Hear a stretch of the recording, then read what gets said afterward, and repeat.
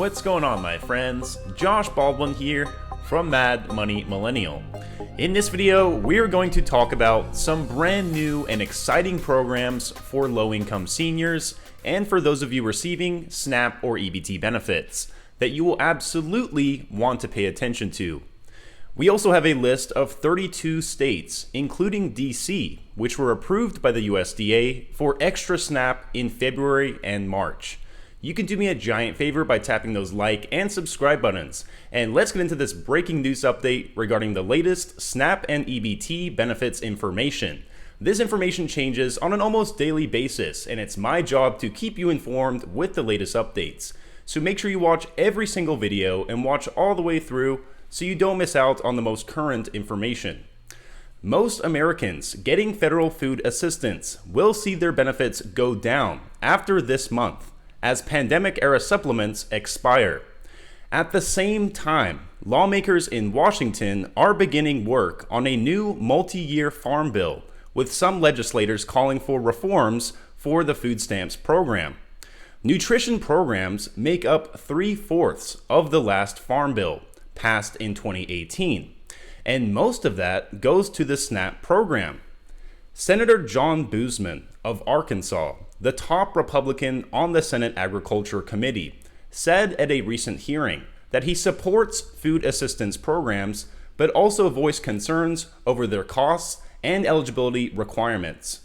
He criticized a roughly 20% increase in SNAP benefits that took effect in the fall of 2021 as unsustainable. Boozman said, SNAP costs have jumped 94% since the last farm bill was passed, and said new government projections have the Farm Bill's nutrition programs costing more than $1.2 trillion over the next 10 years. Boozman and some fellow Republicans are also calling for stricter enforcement of work requirements for SNAP benefits. A person earning 130% of the federal poverty level qualifies for SNAP benefits. That's only $17,000 a year for an individual, or about $36,000 for a family of 4. Beneficiaries are also generally required to work 20 hours a week or be in job training, though that was suspended as part of the government's public health emergency following the COVID-19 outbreak. It's time for this exemption to end. It's time for USDA to get serious about enforcing work requirements. States should no longer be allowed to game the system. Jobs, good jobs, are plentiful. There are more than 11 million jobs open across the country, equivalent to nearly 2 job openings for every unemployed person.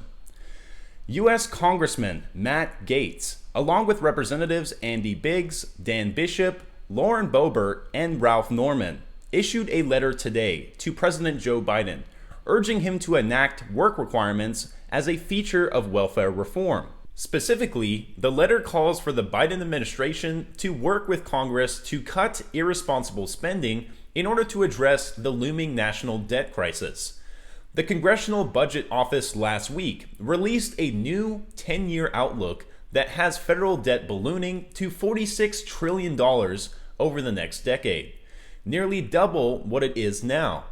And the deficit is projected to increase from $1.4 trillion this year to $2.7 trillion by 2033. The Congressional Budget Office also projected SNAP spending will fall by $21 billion or 14% this year, largely as a result of the end of emergency allotments that were provided to SNAP participants during the pandemic. Those allotments, in place since 2020, will end after this month's SNAP benefits are paid out.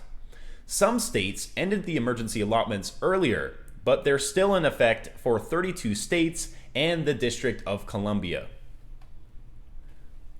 The Center on Budget and Policy Priorities says the average person will receive about $90 a month less in SNAP benefits when that pandemic-era boost ends. That group says SNAP benefits will average about $6.10 per person a day without the emergency allotments. So are SNAP benefits at risk in the new farm bill?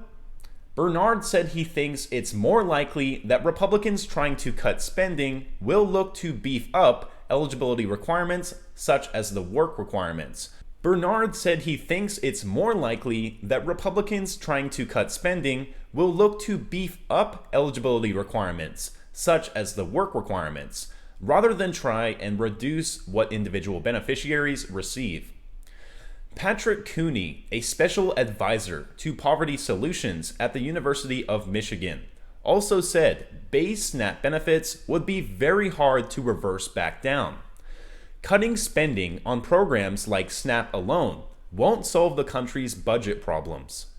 Tax revenues also need to increase. Moody's Analytics chief economist Mark Zandi and Todd Belt, political management program director at George Washington University, both also said last week that any long-term budget fixes will likely need compromise, involving both spending cuts and tax increases. Bernard said SNAP is less than 2% of the federal budget, and he said SNAP is the most effective and efficient anti-hunger program we have. On the other hand, Holcomb, the OSU agriculture economist, is confident lawmakers can get a new farm bill passed. Let's hope they get this bill passed quickly and ensure it takes care of all Americans that are struggling to put food on the table. Alright, my Mad Money minions, I hope you found this video helpful. If you did, please leave a like, comment down below any information that you might have about your own state SNAP benefits, and maybe you can help someone else out. And of course, hit that subscribe button and notification bell right next to it. Hitting that bell will make sure you get notified exactly when my videos are coming out and not a week or two later. If you're interested in investing, you can now get your one free stock by clicking the link in the description. Alright guys, stay safe, stay hustling, stay warm, and I will talk to you all again soon.